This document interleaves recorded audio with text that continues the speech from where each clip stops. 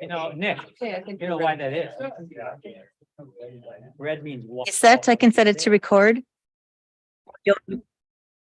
Okay, it's now live and you are being recorded. All right, we're good. All right. I'm going to go ahead and call this meeting of the Dunn County Land Information to order. Can we get a call of the roll? Supervisor McCullough, Here. Supervisor Steen, Here. Supervisor Headland, Here. Supervisor Zahns, Present. Supervisor Rogers, Yes. Supervisor Morehouse, Here. Supervisor Johnson, Here. Supervisor Calabrese, Here. Supervisor Kinnear, Here. Supervisor Quinn, Here. Heather Kuhn, Register of Deeds, Here. Dunn County Treasurer Sophia Jebney, here. Chief Information Officer Dan Dunbar, Here. Rich Ellison, our Dunn County Realtor. Tom Carlson, County Surveyor. Here. Melissa Gilgenbach, our Dunn County Director of Emergency Communications. She is online. I do know she's here. And then Sarah Hansen, excuse me, our real property lister. Here. Thank you, Sarah. That's the roll. All right. Next, approval of the minutes from the meeting of December 15th, 2021. Supervisor Steen moves. Do I have a second? Supervisor Morehouse seconds. Any discussion? All in favor? Aye. Aye. Any opposed? Minutes are approved. Staff reports. All right, let me share my screen here. Krista, I think you might need to let me share.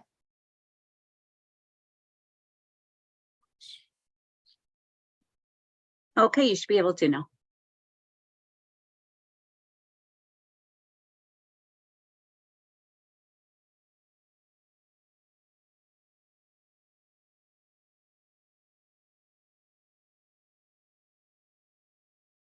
All right, for those of you online, if you can't see it, please do let me know.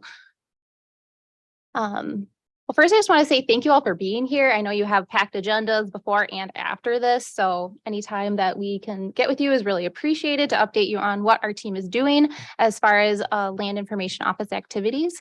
So some of you are new faces here. So I just figured to give you guys some background. So you guys are part of our Land Information Council that is designated to be here by statute. Dunn County did designate a land information office for Dunn County, and that is true of all 72 counties. Every county did do that. And so part of that is the Land Information Council. It is comprised of, by statute, needs to be comprised of a board member, a member of our Dunn County board, a representative of the Land Information Office. That's me, the Land Information Officer. Rachel Wells, if I didn't say that already. A realtor or member of the Realtors Association employed within the county. That is Rich Ellison. He's not here in attendance today. They are appointed by the board. That was the message that he was in. Oh, nice. Oh, got you. Good to know. Perfect. So Rich is here today. Thank you, Rich. As part of that too, we have our member of our emergency communications team, that's Melissa, our county surveyor, which is Tom Carlson, any other members of the board. And our goal here is to review the priorities of the Dunn County Land Information Office and to help provide guidance. But also under Dunn County ordinance, the executive committee is actually part of our Land Information Council. So we don't just have one board member, we have the entire executive committee as part of that. Also as part of that, our chief information officer is a part of that. And then our land assessment coordinator is what we have here, but it's truly our Dunn County real property lister, who is Sarah Hansen. We actually are considering for next year doing a small revision or proposing a small revision of the ordinance just to make it in alignment with what we have been doing as an organization. So removing the chief information officer and changing it to land information officer, and then changing the terminology from land assessment coordinator to real property lister, because that's truly how it has been carried out over the years. So a little bit about our Land Information Services Division. Our team is tasked with carrying out the responsibilities of Dunn County's Land Information Office.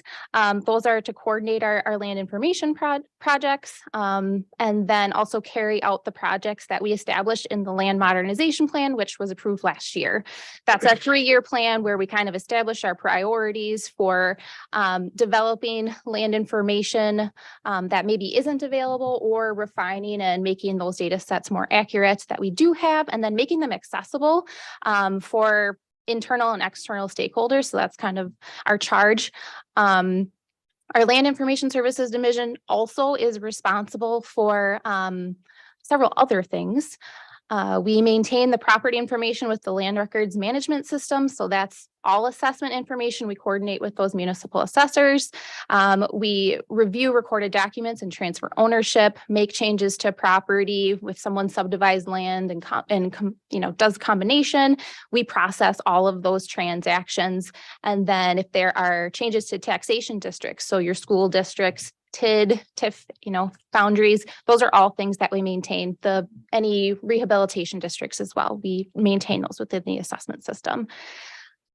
We also do administer the rural addressing within Dunn County. So that's uniform numbering. If you look in Dunn County ordinances, so all of those fire signs that you may or may not have in your yard, we do that.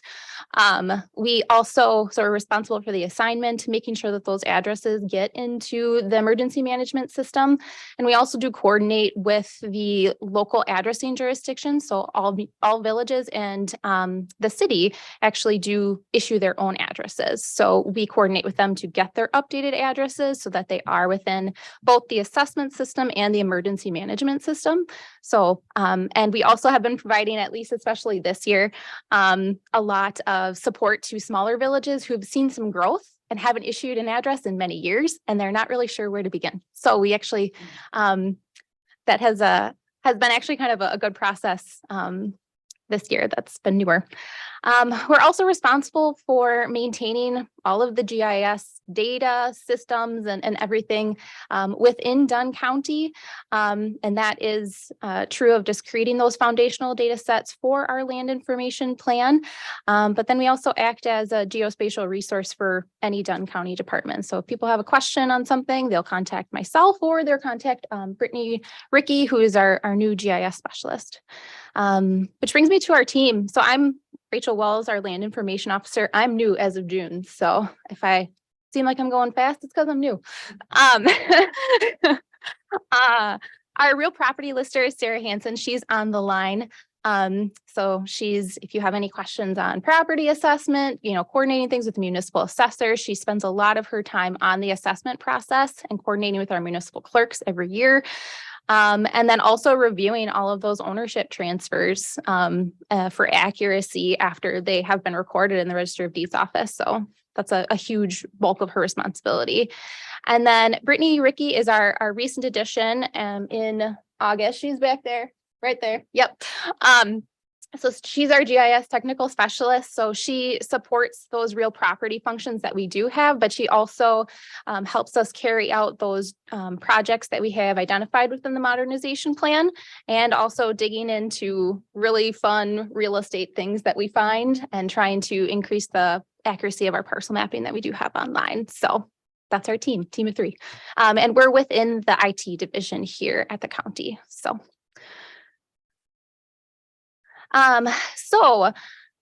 I kind of briefly mentioned the land modernization plan. So we approved that last year. It identified some projects that our stakeholders, internal and external, felt were important for us to keep throwing our efforts at as a team, as part of the Land Information Office. So the Department of Administration does make grant funding available to carry out those projects that we have identified within our land modernization plan. but also those projects that the state deems as strategic. So those are really trying to make some basic data sets available online and to make sure that they're accurate. So every year they do provide some funding for those strategic those strategic projects, and next year's availability is $70,000. It does tend to be around the $50,000 mark, but that funding does change annually that's available. So strategic projects are getting your parcel mapping online with a base set of attributes. And then also there is funding for supporting efforts to do PLSS remonumentation efforts, which is what Tom's team is in charge of. And then integrating Tom's team's work into the parcel mapping to make it more accurate and make that more available for everybody, since that's our most heavily tapped resource that we maintain. The second funding that's available is the base budget funding. So that is for carrying out some of those projects that we have identified in our land modernization plan. So some things that we have is like updating our hydrograph layer based on elevation data that we have. So to make sure that our water boundaries are accurate and that our parcel mapping butts up to those as well. Establishing a right-of-way layer. So if people are doing research on the boundaries of a right-of-way, we have those things. A big component of that lately too has been adjusting our emergency management data sets so that they are prepared for next gen 911, which is something that's coming down the line for emergency management. It's a big statewide effort.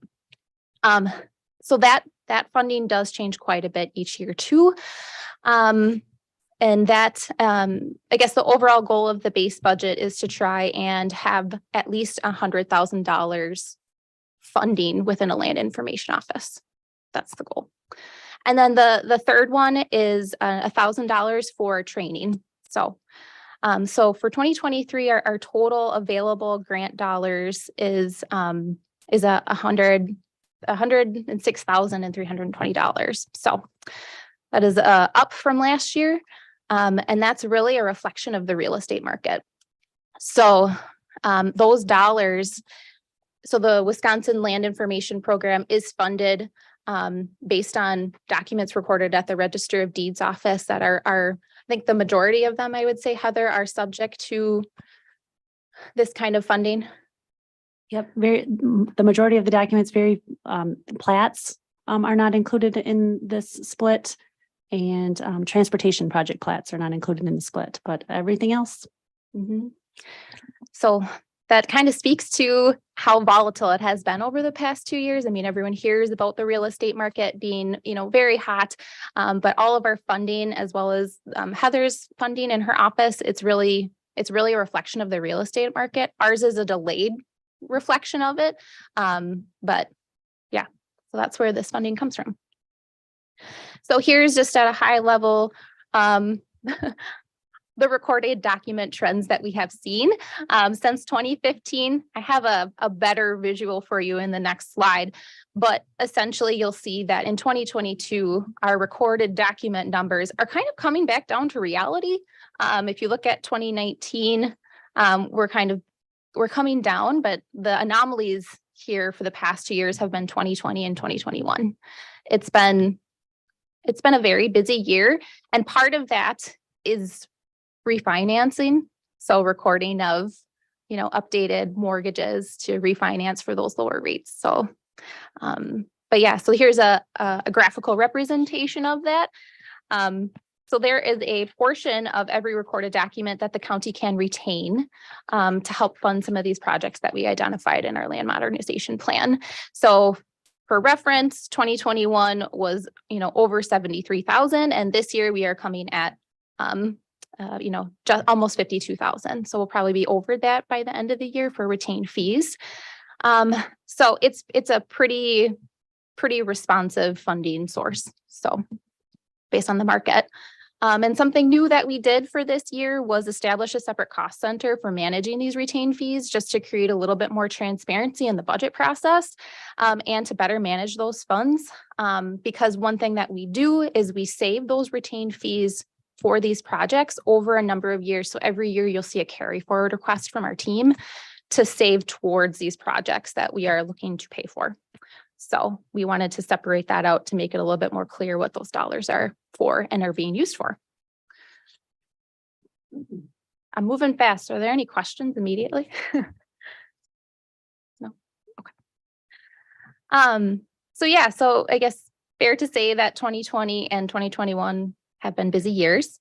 That is also seen within the assessment side of things. So as you know, the county does not do countywide assessing. Municipalities hire a municipal assessor to do that. But what we're seeing is those real estate assessment values are going up. And you see a lot of municipal assessors having to do revals because they're seeing that, you know, these chunks of land are selling for a certain price and it's vastly different than what those properties are being assessed for. And the DOR keeps an eye on that. So they try and make sure that you're within 90% compliance. So those values overall as a municipality should be within 90% of the actual market value. And if your municipality is out of compliance for multiple years, then it kind of forces the municipality's hand in doing a reval. So you'll see some swings that we've seen in the past 2 years for those assessed values going up quite a bit. You know, in Dunn County as a whole, even though we feel like we're a small county, we do have quite a bit of assessed value in our county. So below here is just to see the difference from year to year in our valuations. Here's another look at that to kind of see the percent increase that we've been seeing in changes. So these municipalities that are seeing a 36, you know, over a 20% change, those are municipalities that experienced a reval this year. Last year, we did have some that had some significant changes as well due to revaluation. So we did have quite a few this year. So it does happen. We'll probably see that slow down a little bit, would be my guess, because the real estate market is slowing down. So that doesn't necessarily translate into, you know, the same in taxes being collected. That's not, you won't see a 40% increase, you know, you won't see a 20 or 40% increase in taxes as well. But yeah.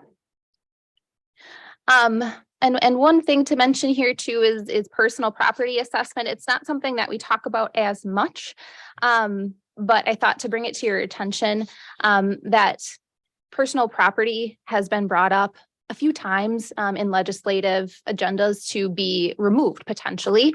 And while it does not have a significant assessment as compared to real estate, it does bring in some true dollars to those taxing jurisdictions. So for example, here is the overall value of personal property in Dunn County. And in this one municipality is last year's valuation for the town of Red Cedar. And that translated into over $100,000 in revenue for those taxing jurisdictions. So while its assessment value is small and compared to, you know, real estate, it does still mean something. So it's just something to keep an eye on legislatively if they do decide to, you know, remove that. So kind of a shift from the assessment to a status on our PLSS remonumentation efforts. So this is the wonderful work that Tom and his team does to help establish an accurate foundation for us to, you know, update all of our data sets with. So Tom's going to give us an update on that. Thank you, Rachel. So yeah, as Rachel mentioned, one of the main functions of the county surveyor's office is to perform remonumentation on the original public land survey system corners. These corners were set in the mid 1800s in Dunn County. We have roughly 2,800 of these corner positions. A theoretical township would have 133 of these corners in. So this is just an example. Town of Stanton. We are trying to work township at a time. It's the most logical way to restore the corners. However, things come up. Best laid plans change. And we have to do a U-turn in the middle of the year. We're working in Stanton. A surveyor calls me and he's got some issues with some corners in Sand Creek. Well, we're gonna run up there and take a look at them. I just think it's good public policy for the taxpayers, instead of telling them, well, it's gonna be 8 years before we get to your township or what have you. So, our goal is to do one of these squares, 36 square miles each year. Sometimes it happens, sometimes it doesn't. We've been working on Stanton now for over a year. It's quite a challenging township. There's a lot of these corners fall in roadways, which are easy to get to. A lot of the corners, they'll fall off the road on private property. And usually the month of October, November, you don't get permission to go on those properties. White-tailed deer is sacred, and people don't want you on their property in the fall when they're hunting. So, that presents its own challenges. In the summertime, it's tough. We've got crops.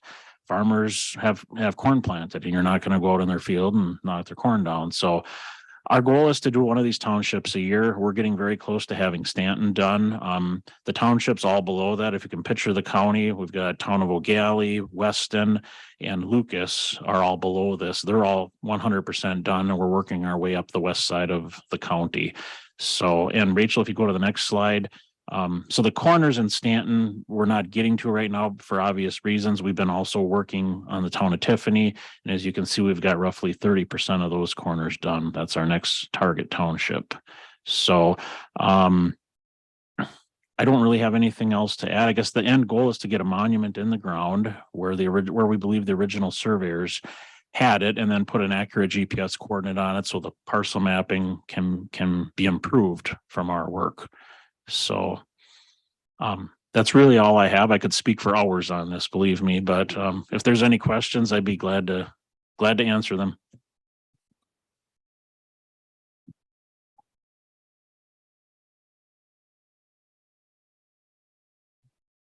Thank you.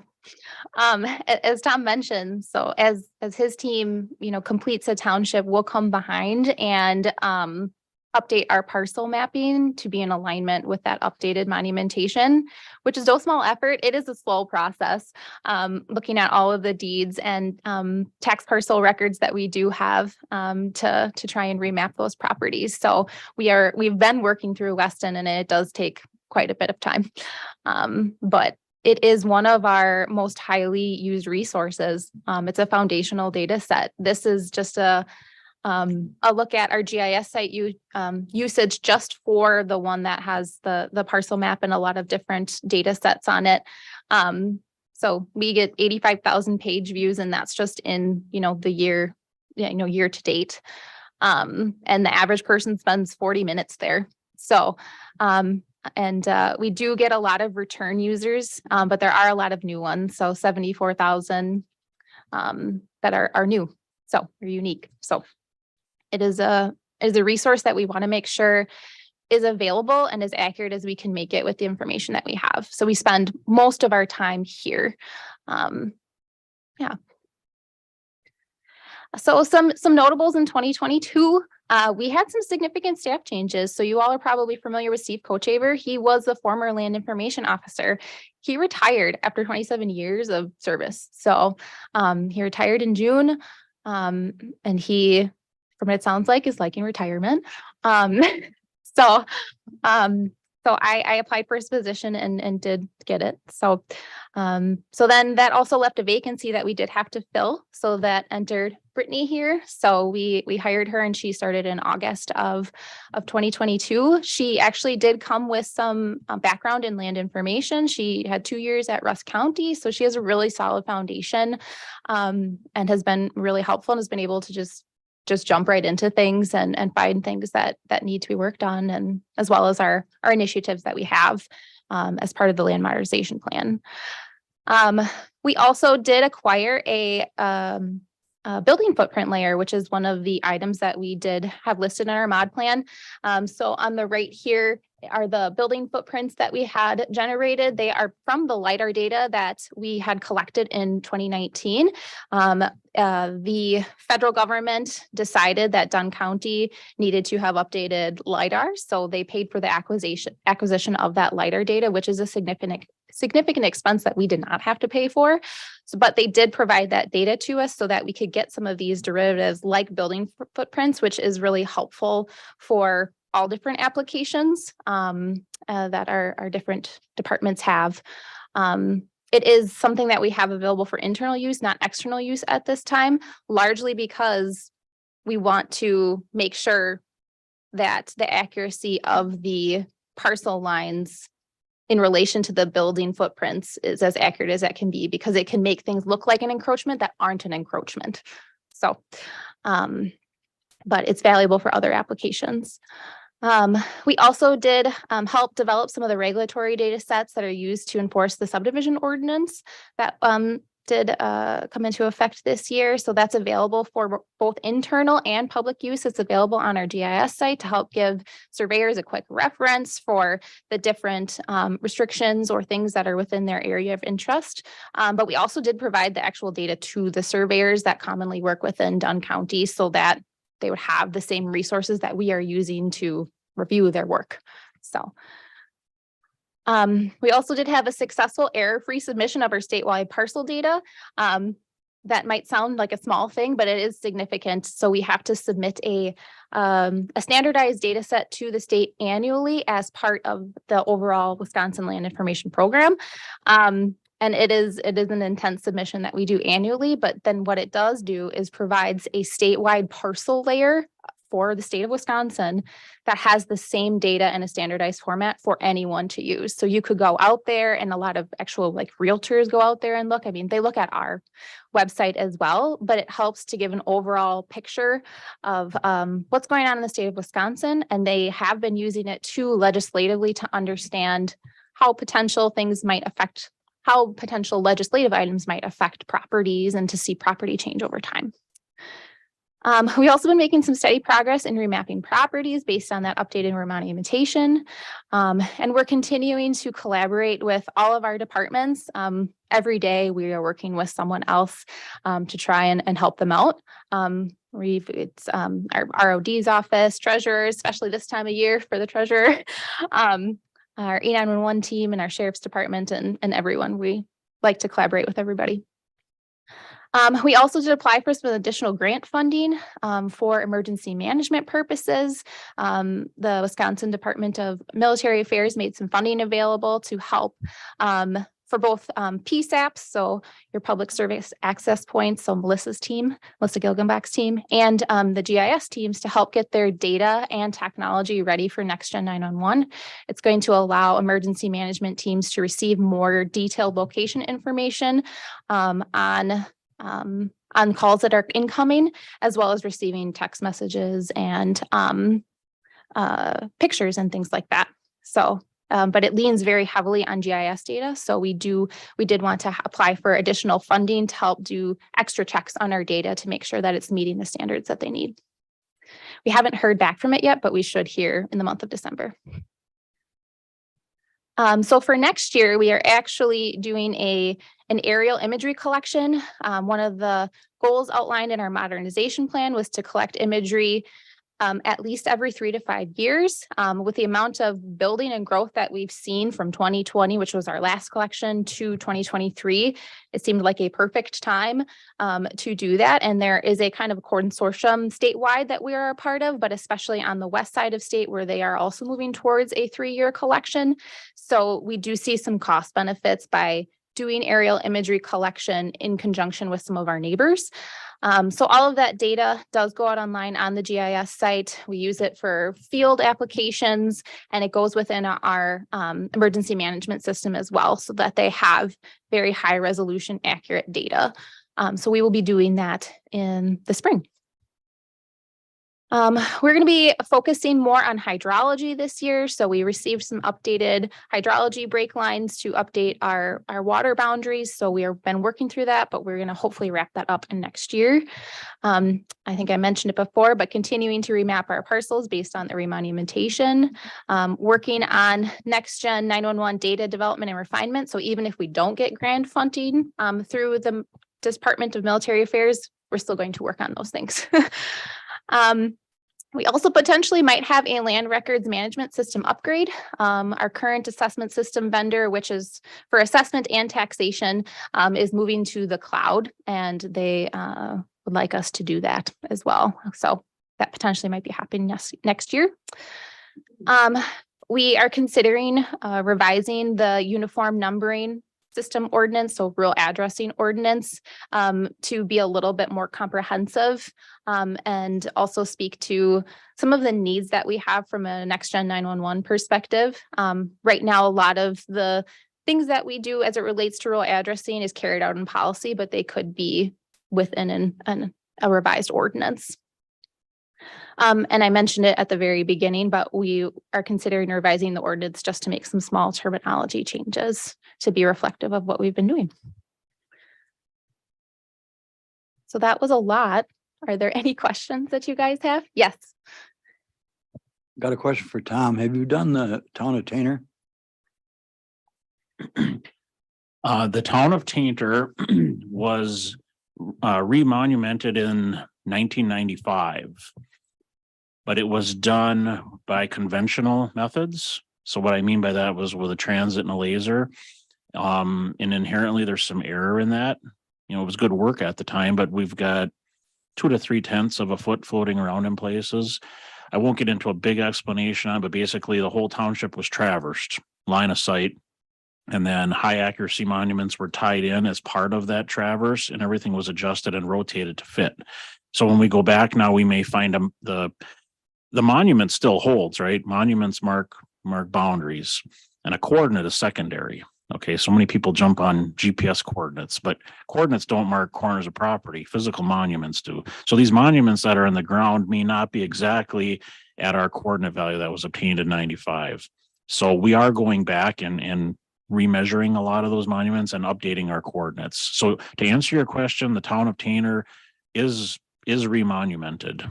Correct, but some of the coordinates may not be perfect. The reason I asked that question is I was on the board in the 80s and we had a lot of problem with the location, the right location of properties out at Lake Tanner. And we actually had to, they actually quit giving loans because they couldn't get clear titles. Perhaps you're referring to Picnic Point. Yes. Really? And that's a whole nother discussion. It's related to remonumentation, but there's more. The remonumentation isn't why those parcels, and for that matter, there's a lot of riparian lots around the lake. These old subdivision plats, which a lot of them are recorded, but some are unrecorded, meets and bounds descriptions, homegrown irons. You know, people were tying a boat up to a 2-inch pipe, and then 20 years later, a surveyor comes out and finds it and says, "Oh, I have a lot corner here." Well, it was never intended to be a lot corner. So there's a lot of things happening there around the lake. Well, that's why I asked the question. Did we solve the problems we had in the 80s? And the answer is not really. No. All right. Thank you.